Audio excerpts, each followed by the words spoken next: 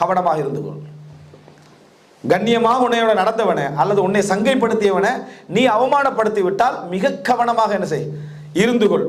வமினல் லஈமி இதா அக்ரம்த, இழிந்த நிலையில நடக்கக்கூடியவனை நீ கண்ணியப்படுத்தி விட்டால் கவனமாக இருந்து கொள். நினைச்சு பாருங்க, நம்ம சிந்திக்கிற கோணமா இது. அதாவது கண்ணியமானவனை நீ அவமானப்படுத்தி விட்டால் மிகவும் கவனமாக இருந்து கொள். இழிந்த நடத்தை உள்ளவனை நீ கண்ணியப்படுத்தி விட்டால் அப்போ கவனமாக இருந்து கொள்.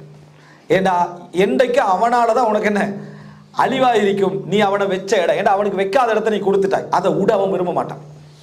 அதை என்ன செய்ய மாட்டான், எந்த ஒரு காலத்திலும் அதை விட விரும்ப மாட்டான். அப்படி என்றா நீ அவனை இறக்க வேண்டிய இடத்துல அவன் தான் ஏறி நிற்பான்.